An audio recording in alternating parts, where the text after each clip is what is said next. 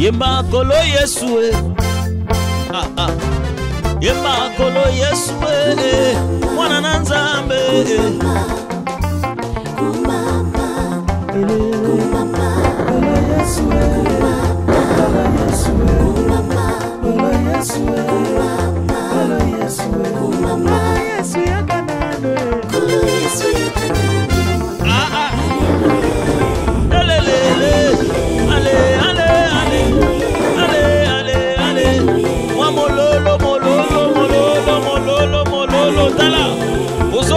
les pas. Alléluia, on est zéro, on est tatola, les tatola. 1, 2, 3, 1, 2. Kolo Yesu ya kanano. Ozobi na bien. Ça gâte.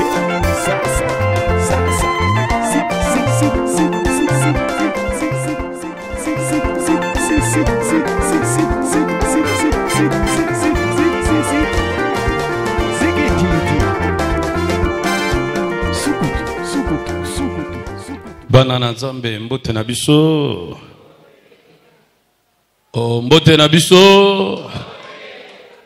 Tozokoba mate na biso no etali lolendo.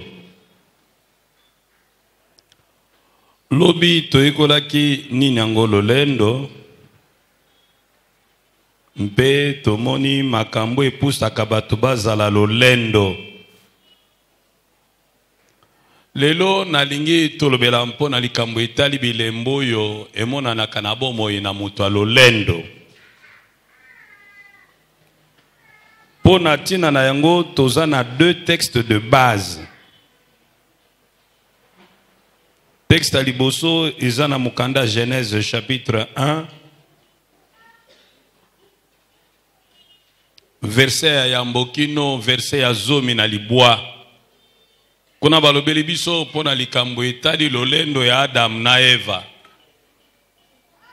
Lolendo ya Adam na Eva emonani polele tangu bango baboyi ko respecter limite nzamba teli bango. Nzamba lobaki bali ate bango bale. Lolendo ya Adam na Eva emonani pe tango balingi bakokana na Nzambe. Lolendo ya Adam na Eve emonani pe tango baboyi kondima mabe na bango.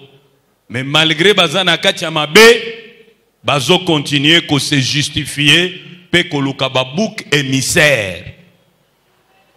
Mwasi mobale alobi mwasi opesa kingai.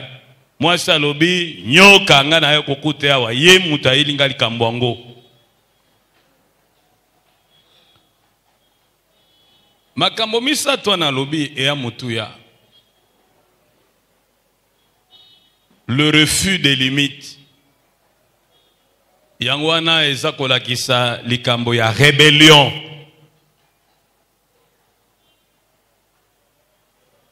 Souvent, bato bazaka orgueilleux, bazalaka ba libertin. Bato balingaka discipline te. Bato balingaka kosala makambo mutema na bango elingi. Bato balingaka ete makambo esalema ndenge bango balingi, ndenge bango basepeli.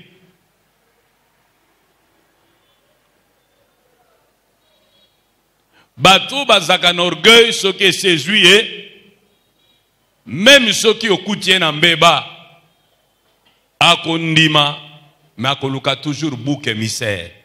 Il va s'excuser en accusant les autres. Ah, on est limbisa. Faut que nous m'occupions pour nous checker le colongo.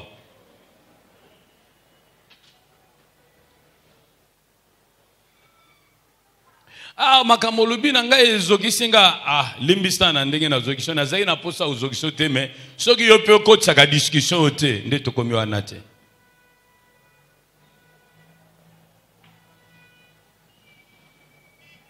Bazaka prêt à assumer responsabilité ba acte na bango te. Ils sont prêts à s'innocenter même quand leur culpabilité est établie.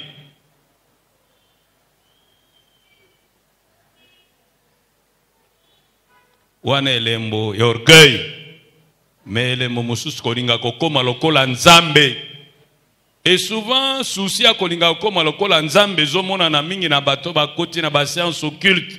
Alinga koma lokola nzambe pona ko dominer bat, pona ko manipuler bat, pona ko imposer volonté n'est pas na bat.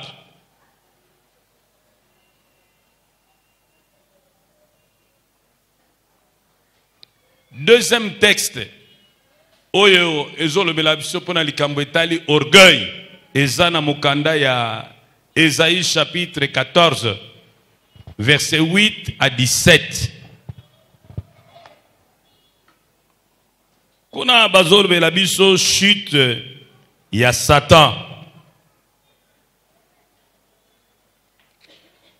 Balobi na biso na mukanda ya Ésaïe chapitre 14 verset 8 à 17, Bible elobi boye.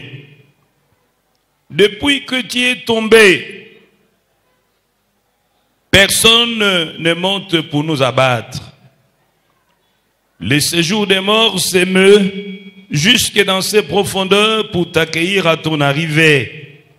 Il réveille devant toi les ombres, tous les grands de la terre. Il fait lever de leur trône tous les rois des nations. Tous prennent la parole pour te dire, toi aussi, tu es sans force comme nous. Tu es devenu semblable à nous. Ta magnificence est descendue dans le séjour de mort avec le son de tes luttes. Sous toi est une couche de verre et les vers sont ta couverture. Te voilà tombé du ciel, astre brillant, fils de l'aurore. Tu es abattu à terre, toi le vainqueur des nations. Tu disais en ton cœur, je monterai au ciel. Je lèverai mon trône au-dessus des étoiles de Dieu. Je m'assiérai sur la montagne de l'assemblée à l'extrémité du septentrion. Je monterai sur le sommet de nu. Je serai semblable au Très-Haut. Mais tu as été précipité dans les séjours de mort, dans les profondeurs de la fosse. Ceux qui te voient fixer sur toi leur regard, ils te considèrent attentivement. Et c'est là cet homme qui faisait trembler la terre, qui ébranlait le royaume, qui réduisait les mondes en désert, qui ravageait les villes et ne relâchait point ses prisonniers. Batuna maele balobi témoin texte oyo eza kolobela biso po na tina na kokwea la satana po description bazo sala wana ekokani na roi moko te na mukili oyo. Bongo makambo nini ezomonana oyo ezolakisa biso ete solo satana akomaki na lolene. Eloko ya liboso ezomonana wana tanga nombre ya baje. Je. Otoloba na lingala ngai. Moto lolendo atondi ye moko amitondi. Vina eza kaka ngai. Automatiquement vi yango pe komi ngai na miso na Nzambe. Donc awa eloko tokoloba, il y a un problème d'égocentrisme exagéré. Il y a un problème de fierté exagérée, une fierté excessive. Azomimona on dirait un des centres à univers. Et loko aliboso yami balé tomoni awa.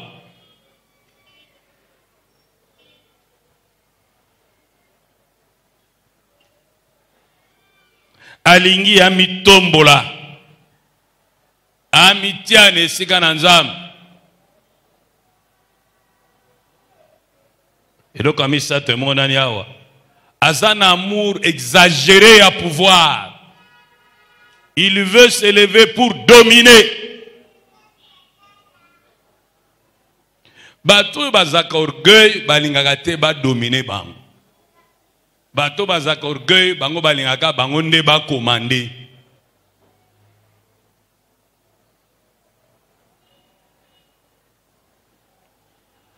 Molinga minanga moi ba texte mi balé oyo.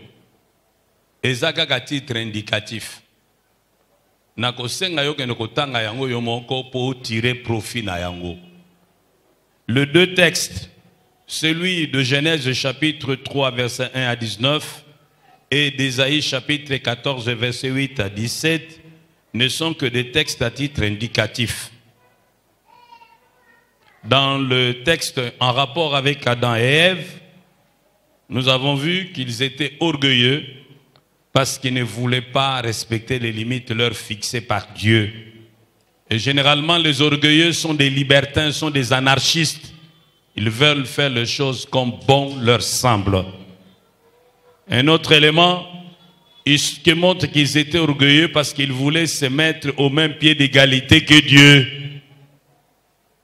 Vouloir être comme Dieu, en langage moderne, c'est ce que nous entendons souvent sur nos chaînes de radio, l'autonomie. L'autonomie. En fait, c'est vouloir mener une vie indépendante de tout contrôle, de toute contrainte, comme Dieu. Autre chose qui montre qu'Adam et Ève étaient orgueilleux, malgré le fait que leur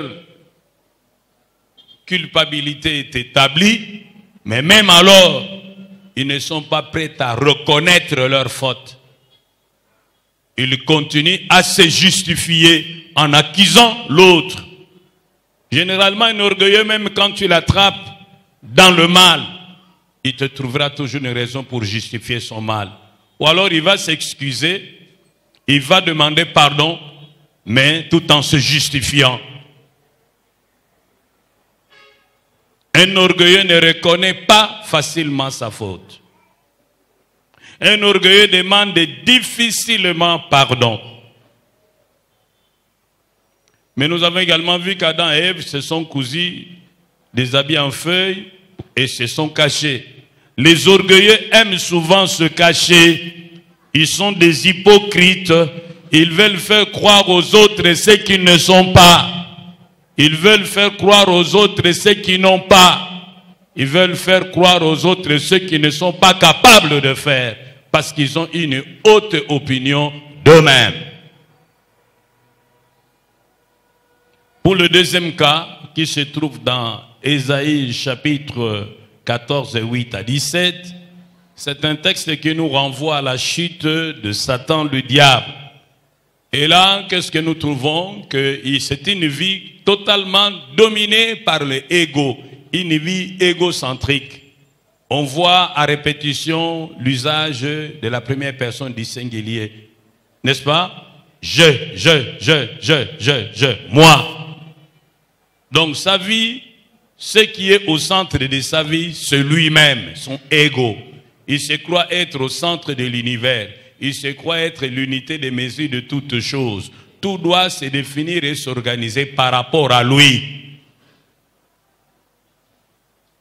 Nous avons également vu qu'il veut s'élever lui-même.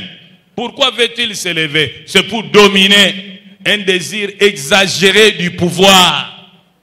C'est également une expression d'orgueil. Généralement, un orgueilleux n'accepte pas d'être dirigé par un ancien subalterne. Il préfère démissionner. C'est un orgueilleux. Autre chose que nous trouvons dans le cas toujours du diable, c'est que le diable a une fierté exagérée de lui-même. À cause de toutes ces pierres étincelantes qui le couvraient, il avait une fierté démesurée de lui-même. Et il pensait qu'à cause de cela, il pouvait être égal avec Dieu.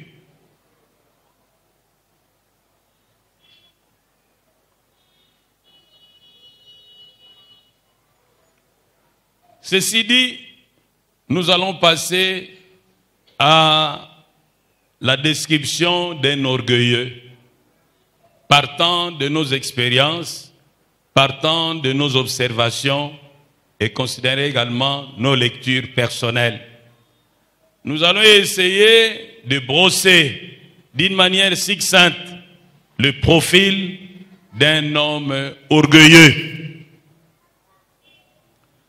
Retenons qu'un homme orgueilleux aime se glorifier lui-même.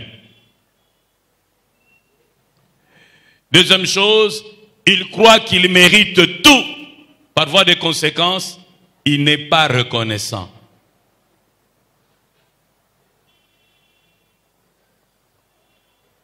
Lorsque tu lui rends service, il dira difficilement merci.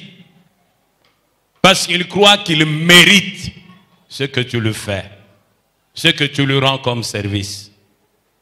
Merci pour Nanine, tu n'as fait que ton travail. C'est un orgueilleux.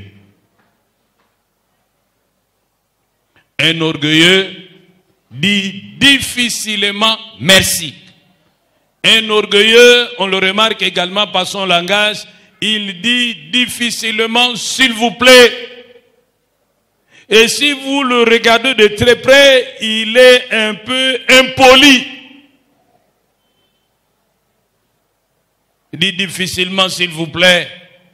Otani ma kolona yo, ne sika lobano papa s'il vous plaît, benda ma kolona leka ko sota en oka. Ah, ni nous sauter bon batiaka ma konanzela. Ça, c'est un orgueilleux.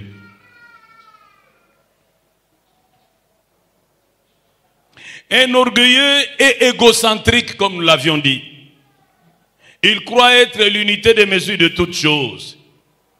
Il croit être au centre de tout. Il veut tout pour lui-même. Et quand tu le regardes de près, il est avide. Il veut tout pour lui, rien pour les autres.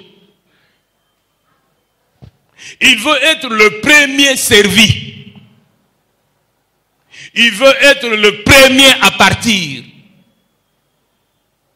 Il veut être le premier en tout. Si on doit aligner les gens qui doivent donner les témoignages, il veut être celui qui doit témoigner le premier. Si on doit servir à manger aux gens, il veut être servi le premier. Si on doit classer les gens, il veut être au premier rang. Tout premier. Il est avide, il veut tout pour lui, rien pour les autres. Ce qui a zamokonza, zubokonza, aza prêt à kolongola bavantage nyonso ba pesa bat. Atie yango na kontinai. Orgueilleux. Un orgueilleux a le mépris de l'autre. Et c'est difficile, orgueilleux, à respecter Muninga. Pour moi, so pamba. Il a le mépris de l'autre. Il n'a de respect d'égard pour personne. Pour moi, so pamba. Ya l'équibango. Un orgueilleux est plus attentif à ses droits qu'à ses obligations. Un orgueilleux. Il est beaucoup plus conscient de ses droits que de ses obligations. Ye ayebaka mingi mingi, oye sengeli ba pesa ye, mais ayebaka mingi mingi te oyo ye sengeli a pesa baninga.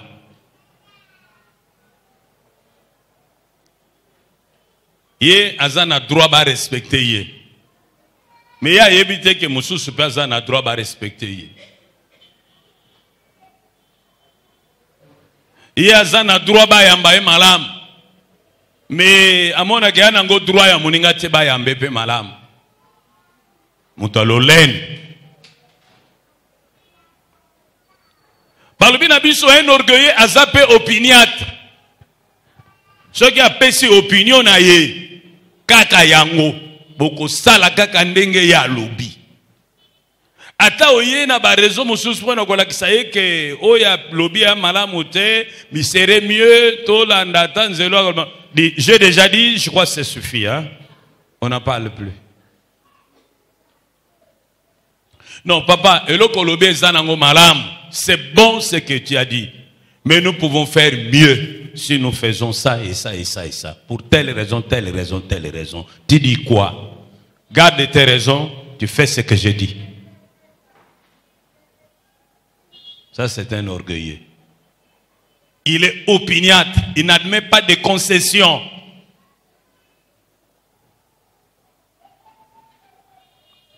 Un orgueilleux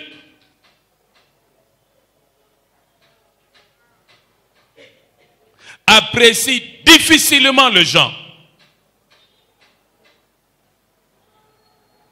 Alors, s'il peut lui arriver d'apprécier quelqu'un, il l'apprécie en le dépréciant. Avec ce plus 1, moins 1, tu as 0. En tout cas, on l'a mis bien. En tout cas, je suis andimé pour nous bien, mais le problème c'est qu'il faut diminuer moi ma foute, mais sinon ça va. Avec ce plus 1, azali moins. Batongé lamba no bien, mais il fallait à Kangamo Mukia pour avoir fongoli mingi na tolo, c'est pas bien, surtout pour Nabisoba Nanzambe. Mais sinon ça va. Prochainement, ça un peu attention, hein, na côté bouton. Et puis, ah, les PKP, Matimo Ming, a diminué moi, bah, pli. Mais sinon, c'est bon. Au bongi quand même. Ou alors, mbalo bongi. Tanga lobine mbalo bongi. Et nous, kolobani. Bambala mususobo. Mbalo e bongi. Si vous avez un peu de temps, pas orgueilleux à répliquer. Ngana bonga kala. Wana siko comme kere ba ego. Nani tout le malabo amen. Les orgueilleux. Un orgueilleux est imperméable à la correction et à l'enseignement. Parce qu'il a toujours raison. Pourquoi tu vas le corriger? Il a toujours raison. Il est toujours innocent. Bon, correction n'est qu'on ne soit place ou pas. Bon, ok, nous avons enseigné et nous avons l'accès au ya éviter. Ce que nous disons, non, les autres dans le séminaire, nous avons le combat spirituel. Non, non, pas ça. Oh frère Gédéon, bon que nous Hollande, Bissot Hollanda, en séminaire en 1983, na missionnaire Mokayaka Louis Jaillet. Ah, tika. Un homme charismatique comme vous n'avez pas l'idée. Il y a Ebignons. Tout le malade amer. Le colaza est imperméable à l'enseignement. Ce qui mutumusu soit zotea. Il y a aussi la makamune musus parce qu'il y a yebi wana bolanda bino batu boyebite ngana yebi ou alors ce qui est à Zolanda ezate pour aluka koyebelo kwa mutu ya na bomo inaye mais ça pour découvrir ba erreur ce côté yote alléluia amen à pointer alléluia amen à pointer. Alléluia, amen. À pointer à la fin, ça le comptabilité. Ah, papa, yo pour l'exécutif, alléluia. On le dit 37 fois, alléluia. Mais si on a dans matin, yo compter ça la comptabilité, bah, alléluia. Orgueilleux.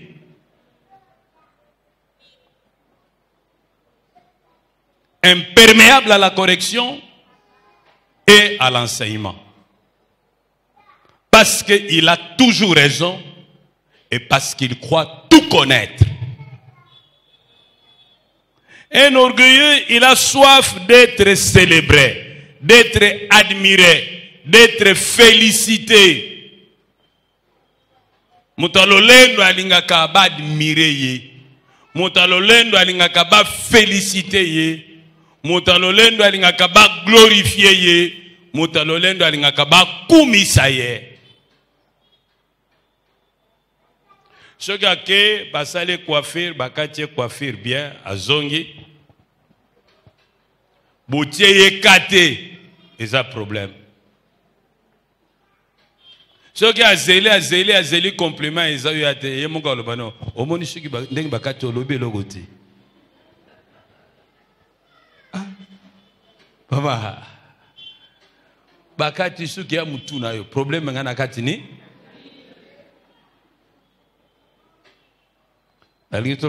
Amen. Alingi ba admirer. Ce que lati elamba sika alingi ba admirer ye. Alati sapato asika alingi ba admirer ye.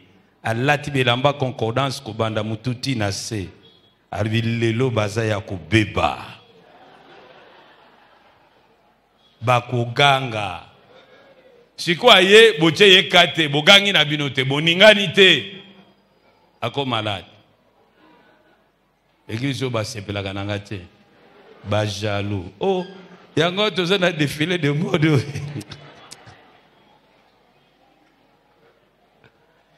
Il aime être admiré. Ce qui a été souci na eza kotuna, ezaki ndengeni.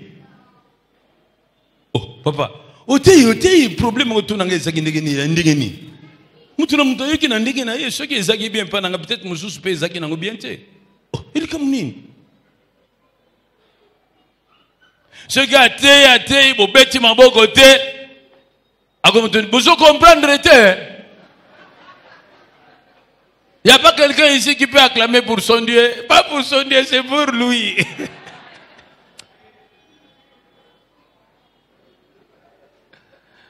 Amen. À ceux qui ont une église, bango calme. Basela kalilo banzambe te. Baganga te baza calme. Bazoka lo banzambe vanda calme. Il est mal à l'aise. Aïe, ça peut dire, bien l'église, bien bon, mali libondeni. Il y a pas mille aboyés. Des messages on a zoopé ça. Hollande qui a goûté on a pris ça au côté qu'on a. Il y a qui l'église qui me voit. Mais pas n'importe quoi pas vendre ni. Le coup la cimetière mon go boy. Combien on a sur le côté. Orgueilleux. N'allez tout le malam amen. Un orgueilleux. Un orgueilleux aime les titres. Les titres.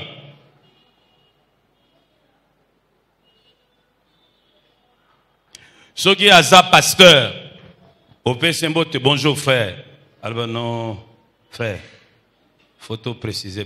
Moi je ne suis pas frère, je suis pasteur. Répète. Bonjour pas pasteur. Bon, avant vous allez passer, vous avez frère en Christ c'était. Bon, ceux qui sont frère, et là on a changé la vie. Tous à la retraite, moko, c'est qu'on attend à pause, apôtre azolek, na soutan naye, na kan naye azotambula. C'est qu'on maman wana aye bakaye. Abenye frère. Non, abenye pasteur. Azo répondre était. Maman na gangi du sous. Finalement, elle est mis à baloki. Est-ce que Yesu atambula ki na ba pasteur? Maman na zozongi sa terre. Est-ce que Yesu atambula ki na ba évangéliste? Maman na zozongi sa terre. Atuni. Est-ce que Yesu atambula ki na ba prophète? Maman na zozongi sa terre. Nga na zotal. Après atuni. Yesu atambula ki na nan? Maman pa répondre. Na ba apôtre. Elle veut finir la récréation. Benga mutuna rana ye.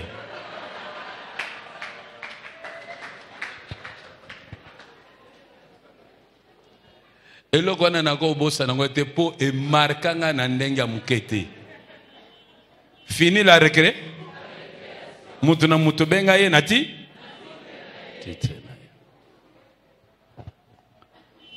Suki boyambiye aza docteur en théologie. Bongo, Yemotakote Abino, na présentation. Au lobby, nous avons le plaisir, Yakoyamba, révérend pasteur Yann Dimos, qui vient de la paroisse de Riflar, et Yemotakote Abisolelo, et ceux qui toko betele maboko. Merci beaucoup, bien-aimé, seulement il a oublié que je suis docteur en théologie.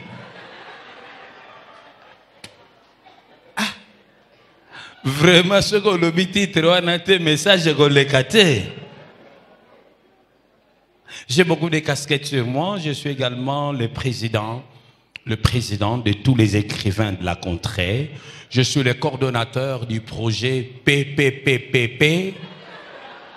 On n'a pas besoin de tout ça. TL et le Bananzambe.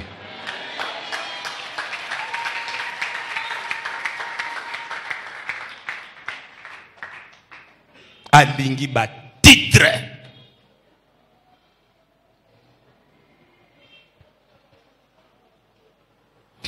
Généralement, un orgueilleux rend difficilement service aux autres. Mais il veut que tout le monde lui rende service. Nape sandaki sa, toye na église awa, qu'il te sili, ndeko matina mutuka, a démarré mutuka ezo démarré sute, il faut batindika. Un orgueilleux ça n'a koya kotia maboko. Jamais, et que nous banandeni. Abeti, bo songa bien. Bon, mais yo ce côtier, et kolongola nini na vina yo. Un orgueilleux. Alingi ba rendre service. Ce qui basé ici, il faut pas que nous le qui tu vas me mêler à vendre. Mais c'est difficile à nous que la moutkit à me mêler à vendre. Un orgueilleux. Même ceux qui mboulent les autres, noka, maman bossana bilamba na singa. Ako longola te waneza musala mwasi. Vraiment ce que longola bilamba na singo kotsele na ndako oza sumbalte. Et loko ni na kimbale ko longwe pa na. Tant maman koya akuti bilamba pas vraiment yo gogolo. Vraiment mais tu n'as pas de mais qu'est-ce qui passe? Ngana longolo bilamba nga André. Jésus, c'est un monde à l'envers. Ah. Ceux qui ont longolé, moi, je ne bilamba na singa. Oza sumbalite. Ou bien on repasse les kimbundi. Le temps qu'il y a zobongisa mwana. Oza sumbalite. Orgueil. Un orgueilleux humilie facilement les autres. Parce que tout le monde est petit devant lui. Tout le monde n'est rien devant lui. Ce qu'on se frottait naïe, à quoi humilier yo proprement.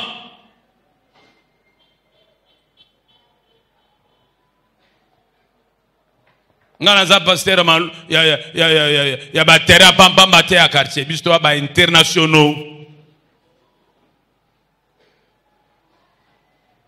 Est-ce que pasteur n'a bien assez en France?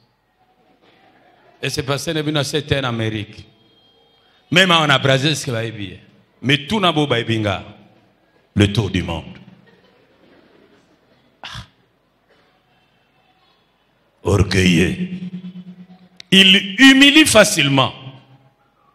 Et il ne le fait pas en cachette publiquement. C'est pourquoi ceux qui sont orgueilleux, ceux qui sont en public, ils sont là prudents. A aussi se touche. Bazaka souvent na injure facile. Bazaka souvent na parole blessante.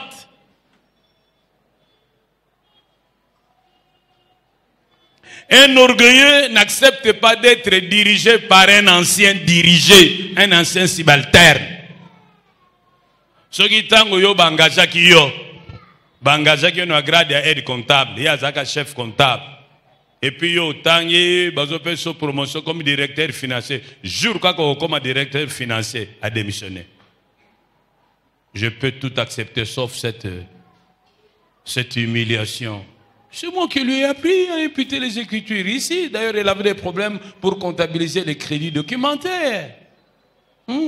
Et aujourd'hui, je ne sais pas par quelle magie, il est le directeur financier. Oh non, tout sauf ça. Mouki le balogaka. Les loza chef, l'obo goza la siba. Goza la chef, les lo, yonde chef. Il y a, c'est pas moi, il y a département. L'obo longwe, batie mutumusus.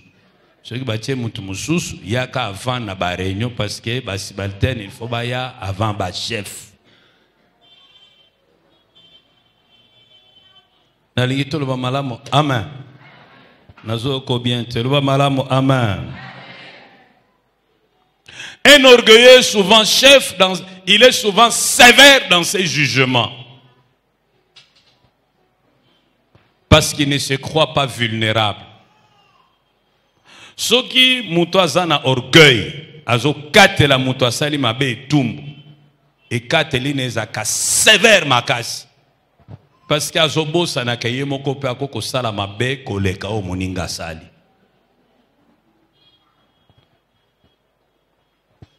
Et beaucoup mona ke mingi biso batoza plus sévère que Nzambe. Yesu asala lisumu ata moko te. Mais devant la femme attrapée en flagrance délit d'adultère, tomoni makambo mususu. Basumu ki balobi fo mwasi wana kufa.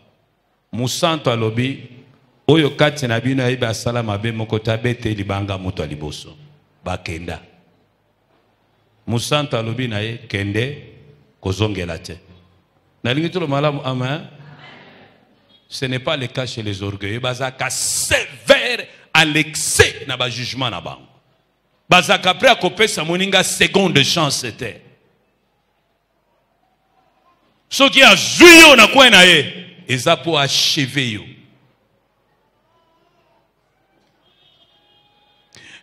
Moto azaka na orgueil, azaka na plaisir ya koloba mabe ya mutu mususu. Azoloba mabe ya mutu mususu epa na ba mususu pona nini? Po akitisa ye yamata.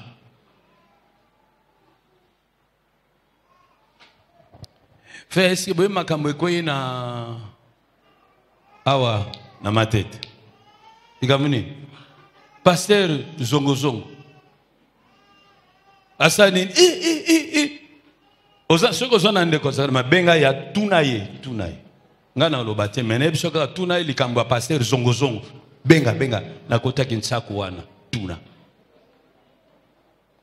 Bon, pourquoi olingi makambo ya Zongo Zongo eyebana esika batu nyoso baza?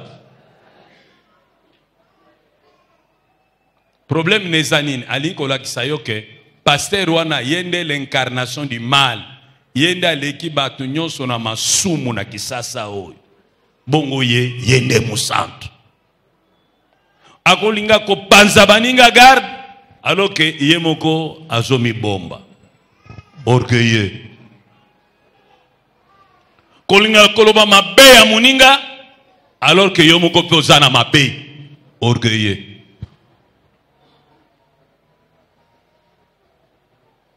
Moi mobile ko tu na yo alinga bala Mathilde.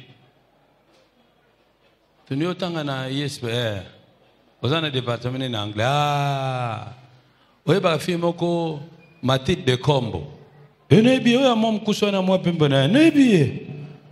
Collègue nanga. Bo yo monene ni pona likamne. Bo nazana ndeko moko alinga bala ye. Batu mususu baloka ba problème. Omoni mutu mususu teka Mathilde. Tala. Et pourquoi? Pourquoi linga koloba mabe ya baninga? Même soki eza ya solo likambango. Et c'est yonde ozwaki mandat ya koloba yango? Pourquoi tu ne veux pas prier pour que Dieu lui-même aide cet homme à découvrir la vérité? Orgueilleux.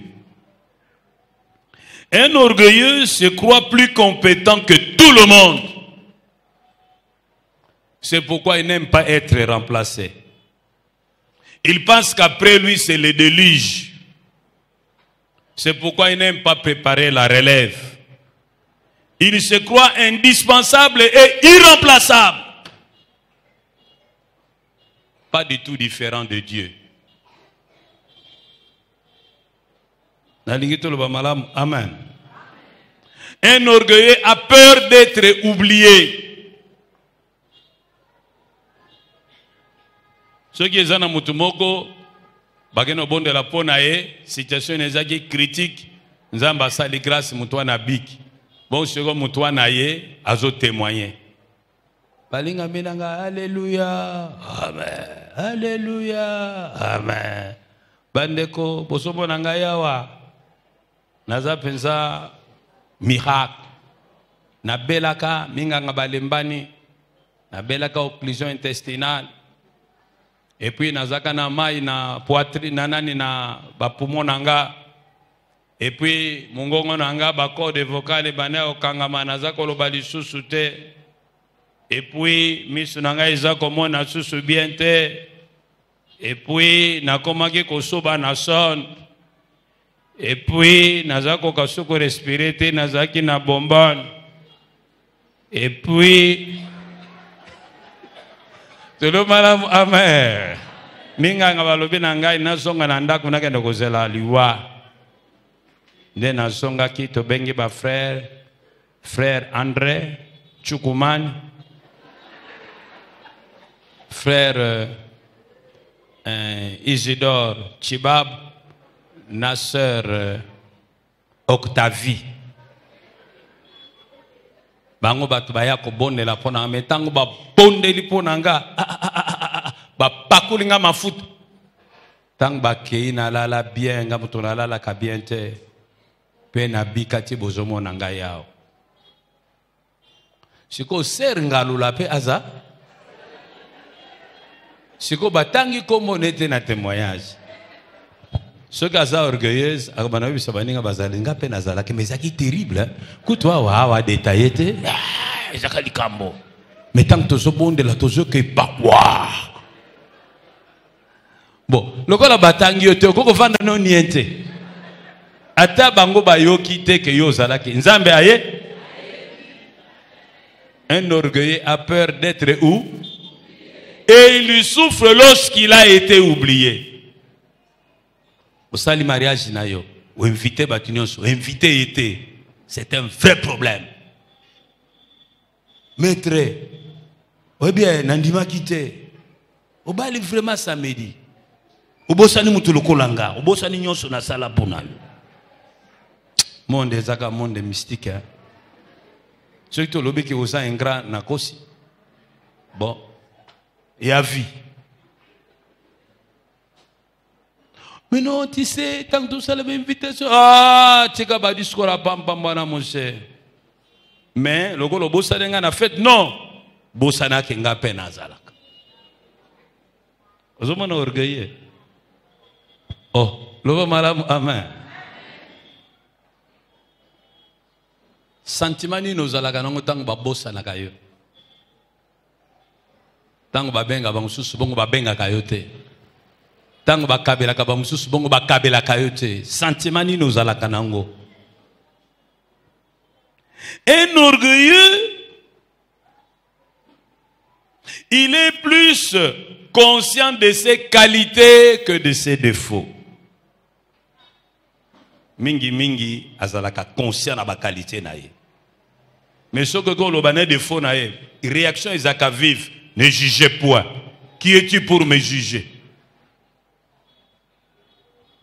Un orgueilleux.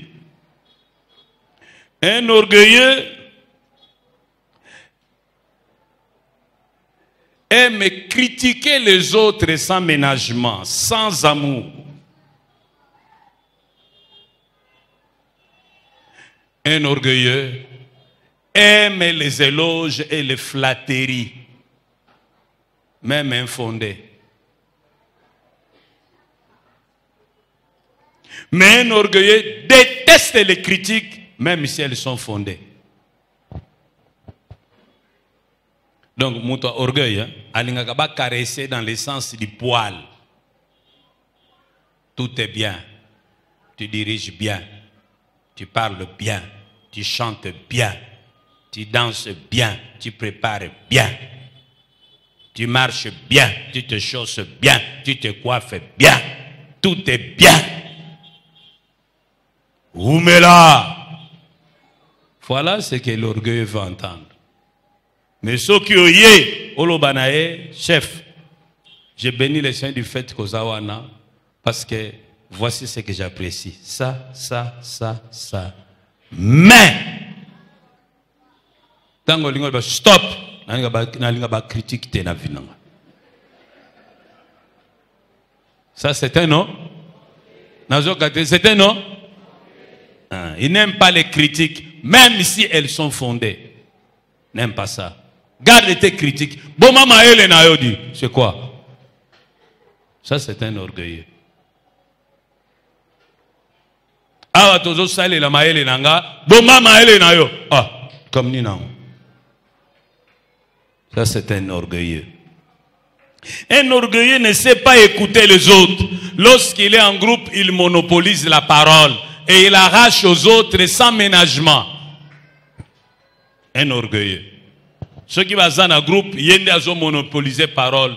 Ce qui mutu mususu azoloba kobotole maloba sans ménagement. Ah tika tala izaki neboy. Mais ye azoloba tika nanu asilisa semanango yozwa. Orgueilleux. Ceux qui sont dans un groupe, ata basali 2 heures. Pendant les 2 heures, il y a quelqu'un qui m'a on a vu déjà que Aza na levir. Vous avez vu Moussala levir? Moussala na onin. Ah, nazoka te Moussala levir, Moussala na onin. Kovimbi sapati. Donc ce que moni ya kalbi Aza na monda mbale levir. Et vimbi. Un orgueilleux ne tient pas compte des avis des autres et ne tient pas compte des intérêts des autres. Il ne tient pas non plus compte des sentiments des autres.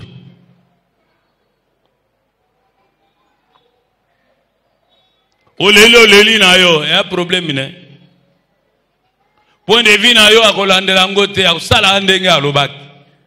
Ça c'est un orgueilleux. Un orgueilleux ne rend pas grâce à Dieu. On a Deutéronome chapitre 8. Il ne rend pas grâce à Dieu. Il pense que tout ce qu'il a, c'est grâce à son intelligence, grâce à son savoir-faire, grâce à sa combativité, grâce à Nzunzu Naye. Par conséquent, il ne rend pas grâce à Dieu. Ceux qui vont commettre un soukambula, ils ont fait sa action de grâce. On a besoin d'un côté. Parce qu'il croit que a commis un soukambula na makasi naïe. Chaque simbula naïe anniversaire, Azan a besoin de faire sa action de grâce dans Zambie parce qu'il pense qu'il est le maître de son souffle. Ceux qui m'ont assigné à Boti un hôpital, on a besoin de faire sa action de grâce pour n'ani n'ingana beta kafa. Bongo boba azana bangote ba beta ka forte. Amen. Ou alors dans sa manière de rendre grâce à Dieu, il est fait d'une manière méprisante.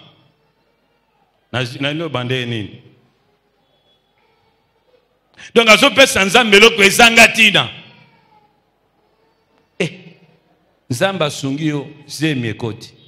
Zamba sungio moi sino avorté ti 9 mois.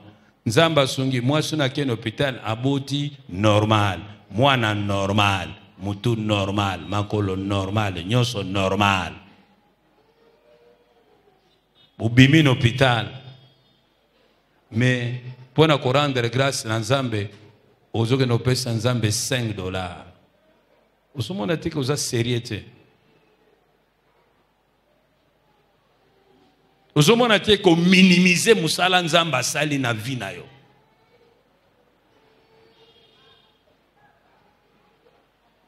Amen.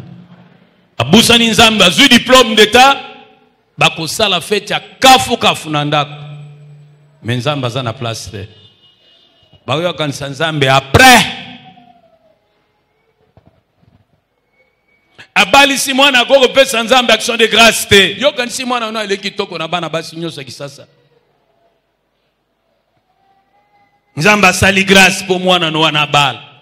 Mais tu n'es même pas conscient qu'il faut payer cette action de grâce. Même ba marié to balisaka. Ba balani ya bo pamboli bango ba payer cette action de grâce te. Bazaba orgueilleux. Moi si azokanisa ke pona kitoko na ye ngonde mubali wana bali. Mubali wana azokanisa pona mbongo na ye ngonde mwaso na bali. Oyebite baba mibali mususu ya mbongo pe batula. Basa kitoko pe batula bazali. Mais ce qu'on se rendre compte que vraiment ils ont grâce, il y a un moutisali que au bala. Il faut faire cette action de grâce. Moi, on a eu diplôme, faire cette action de grâce. Et ça n'a pas paraming, ba baby sambong, we belé pour bana batanga je.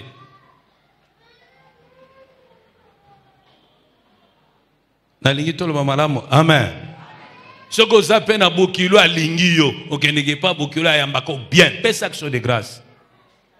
Pour ça, na ba maman mosusu basi batia bango bakoma bandoki na ba Bokilo na bango. Donc le fait d'oublier Dieu et d'oublier de rendre grâce à Dieu pour ses bienfaits, c'est également une expression d'orgueil. Ozui avion okena poto, outi na poto zongia, kwenda vutuka neti moto zoke ne kasangulu. Chaque voyage c'est un risque de mort. Quand tu arrives, rends grâce à Dieu. Ce qui opère sa action de grâce aux orgueilleux. Parce que tu ne te rends pas compte que Nzambe muta batelio.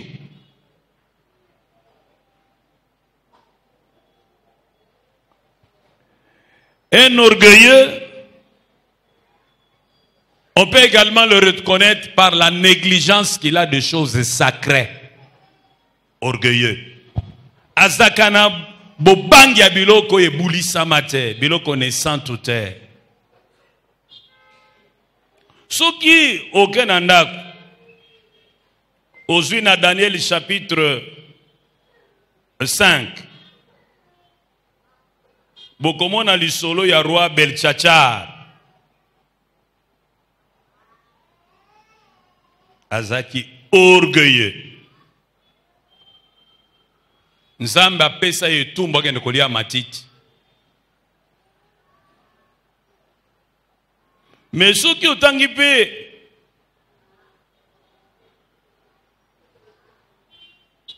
wana na chapitre 4 bokomona likambo Beltshachar. Bokotanga makamba Beltshachar na Nabucodonosor na chapitre 4 na chapitre 5 ya Daniel. Papa o babengi Nabucodonosor azalaka lolendo. Nzamba lakisaki ye kala mingi te na kobeto film. Pe Daniel ayaki kolimbelela ye message oyo moko azwaki na ndoto. Mais 12 mois plus tard, akweyaki na lolendo alobini tango keno kotanga na Daniel 4 verset 30. Le roi prit la parole et dit: n'est-ce pas ici Babylone la grande que j'ai bâti comme résidence royale par la puissance de ma force et pour la gloire de ma magnificence? La parole est encore dans la bouche du roi qu'une voix descendue du ciel. Apprends, roi Nabucodonosor, qu'on va t'enlever le royaume. Amen. Oyo likambo ya Nabucodonosor. Esuki wanate, mwana na ye ya ko remplacer ye. Mwana na ye Beltshachar, eloko nini akosala? A organiser fête. Bonga biloko nyonso ya boule ezaki na ndako na Nzambe, aliba memela ye amele la masanga na ye. Soko zui Daniel, chapitre 5, balobi boye, et verset 22. Et toi Beltshachar son fils, tu n'as pas humilié ton cœur, quoique tu saches toutes ces choses. Tu t'es élevé contre les seigneurs des cieux. Les vases de sa maison ont été apportés devant toi. Et vous vous en êtes servis pour boire du vin, toi et tes grands, tes femmes et tes concubines. Tu as loué les dieux d'argent, d'or, d'airain, de fer, de bois et de pierre, qui ne voient point, qui n'entendent point et qui ne savent rien. Et tu n'as pas glorifié Dieu qui a dans sa main ton souffle et toutes tes voix. Oh, tolobi amen. Amoni Nzambe mutu pamba. Asali fete na liboyela nga bakopo basala ka misa kuna boyela nga ya. Bayena ngwa pesi ba makangu na ye, apesi staff na ye. À la santé, à la santé. Et bébé là ye. Généralement, un orgueilleux ne craint pas Dieu. Et il n'a aucun respect pour tout ce qui est en rapport avec Dieu. Il méprise les dîmes.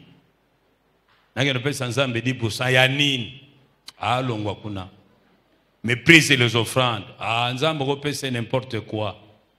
Mais il y a des gens qui sont ceux qui sont péché et qui sont pélatés. Mais ils sont bangatés qui sont péché. Un orgueilleux, mais écoutez, l'église c'est quoi? C'est une maison comme toutes les autres. Akolia bazoka nae, azu bazoka, atie na sakit. Orgueilleux. Qu'un respect pour les hommes de Dieu. Non, non, il n'a pas de considération. Et l'autre côté, pas nae. Orgueilleux. Tant que tozoloba, nayo nanga tozo mitala. Tolobi malamu, amen. On a zo côté. Loba malamu, amen. Un orgueilleux.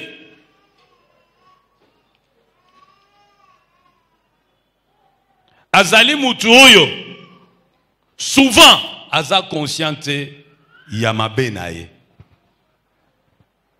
Il était une fois, Yaya Yokoso. Il y a un grand-père qu'on appelait Yaya Yokoso.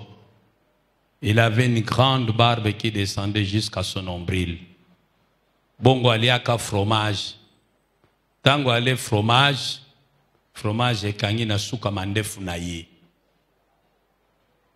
Mais avec le temps, fromage on est baniko dégagé solo mabe.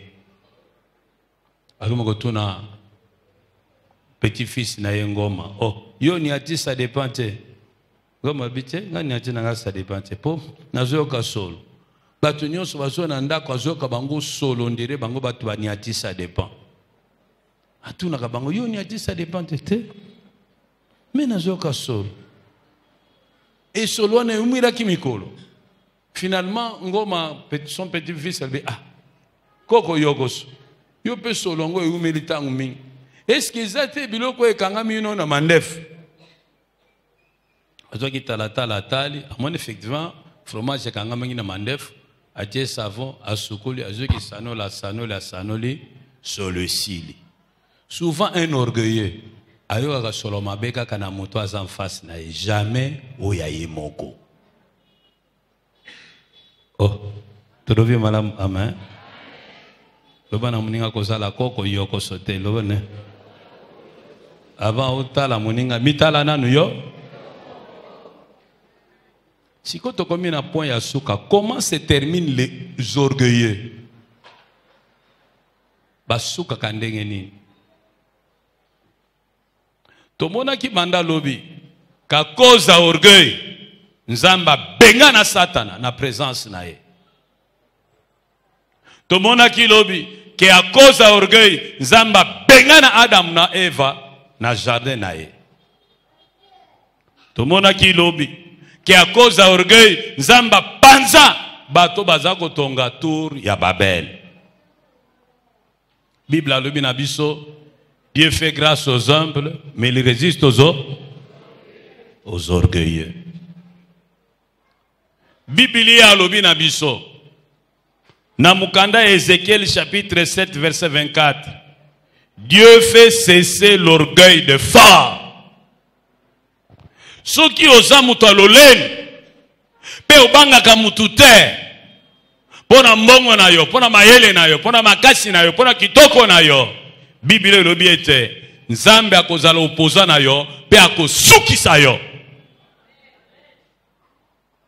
Nzamba ebesika kosimba yo po lolendo no esila.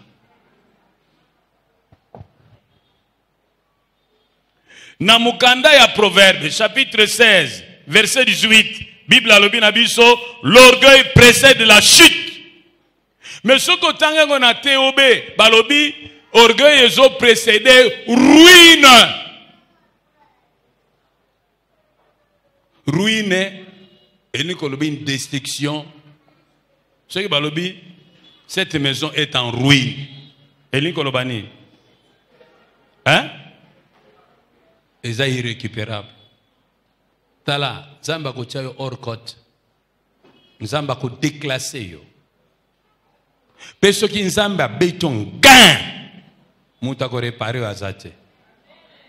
Oh, lobo madame, amen.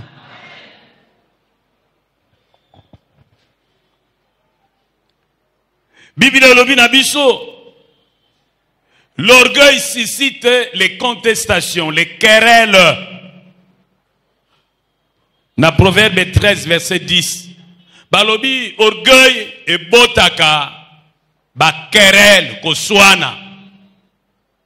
Mais dans la version TOB, tradition communique de la Bible à l'obi, l'orgueil engendre la contestation. Ce qu'on a orgueilleux, attendez les bako, télémela yo, et qu'on a mokolo batu bako, siye yo, oko vivre ango. Batu bako ko tolérer yo pendant un certain temps.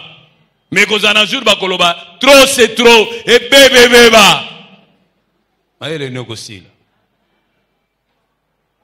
Alingi tout le ba malamu, amen. Nazoko bien te, le ba malamu, amen. Dans Proverbe 29, verset 30, Bible à l'obi, l'orgueil de l'homme l'humiliera. Proverbe 29, verset 30. Lolendo ya moto atandele et kukitisa ye. Lolendo eza lokola ascenseur. De la même manière de koko matsayo. De la même manière de koko ki kukitisa yo. Mais ce qui est kitisio et kitisaka malembete. Et qui t'a avec fracas, aux irrécupérables.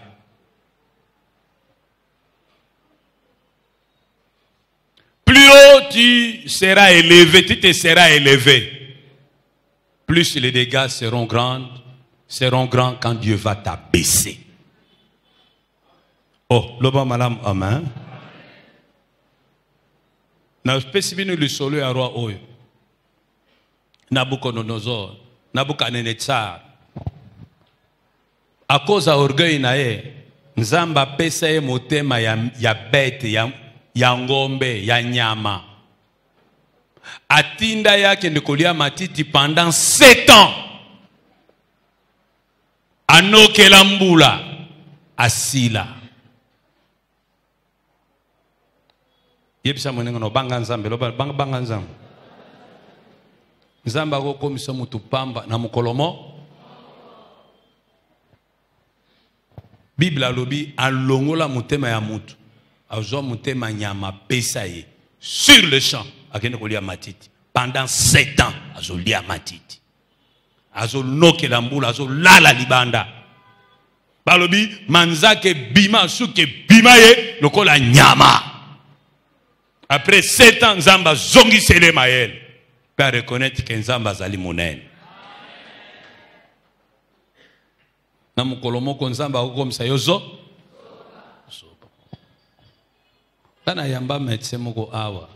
Esalanga pasi. Pe songanga ko comprendre que tout sakana na Nzambe te. Grand médecin depuis 1976. Mais mukolomo so alale ala muki asali display. Français nyonso elongwe na mutu. Maele nyonso elongwe na mutu. Kaka langue moko etikala kiyombe.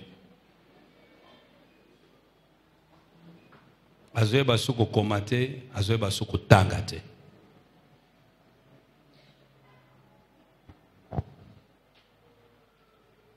Nzamba koko suki sayo. Na mongonga muke. Peut ko reconnaître le sous-souté. C'est pourquoi tika lolendo banga nzambe. Pour ko coincer yo. Dali to ba malamu amen.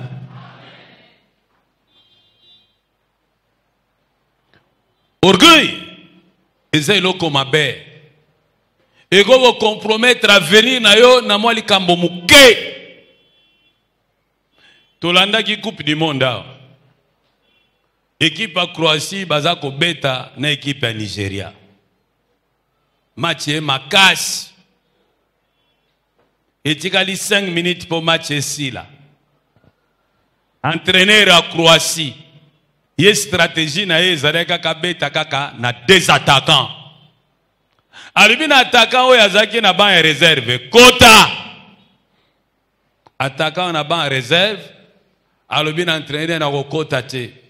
Nga grand joueur lokola nga otiki nga na kiti depuis ebande le bongo etika 5 minutes na kokota te entraîneur alobi lokola boy kokota okobeta sous coupe du monde te zonga na mboka tarbi na tamboli nanga azonga kinaye mokolo elandi abandi kotindela bato na WhatsApp koloba na bango bisika sala ba vacances ne biyenga na ye na mutu na ye akanisa ke soki ya betite Croatie kokende musika te.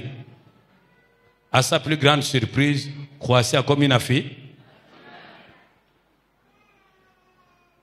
Malheureusement, a gagné Coupe du Monde. Mais tant que bazongi na mboka na bango, ba joueur ba yambaki bango lokola ba héros. Ba safula bango la, sans compter ba millions ya FIFA. De bango nyonso kuna ba komi ba millionnaire. Mo bazongi na mboka ba pafuli bango lisusu pas mama wana. Ata la takabilamba mabe mais a soigner bango. Ba komo na bango ekoti na histoire ya football ya Croatie. Mais mutu wana ataka wana nana ko iba so azaka grand ataka. Il est dans les oubliettes. Il s'est fait disqualifier à cause de l'eau.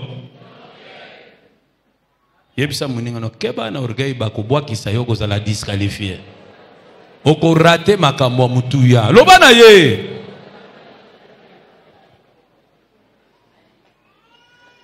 Même dans la vie de tous les jours, mutu moko talinga ka orgueilleux. Oh, loba bien amen.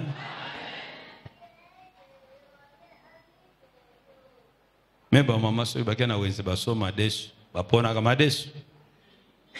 Ya mabe ba longoli. Mais mususu ko tali bande za na go bien. Otie na nzungu, otie mai. Madesu bakabona kana ngambo mibale. Ya lolendo ema.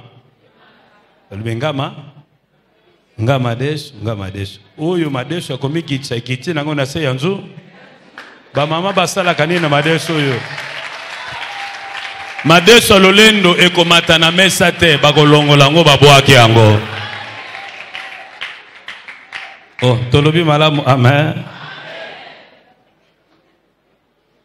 De la même manière, ceux qui osent orgueilleux, quelles que soient tes qualités, un jour, bako bois qui sayo. Yangone de kambeta lolendo dosé. Yebselanga muningano. Ah, yebselanga ye baba. Na yebe koza kitoko medo. Na yebe koza mayele medo. Na yebe koza makasi medo. Na yebi ke boza bato famille eta eza na kombo eyeba na medo.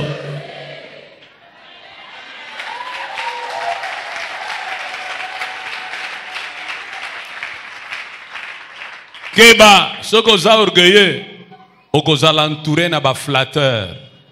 Même bato bakoye biso vérité bakoye biso vérité te po bazo banga orgueil na yo. Sikoyo tutu kutala makambo oyo elakisaka ke moto aza orgueilleux. Siko kanga misu na yo. Kanga bien misu na yo.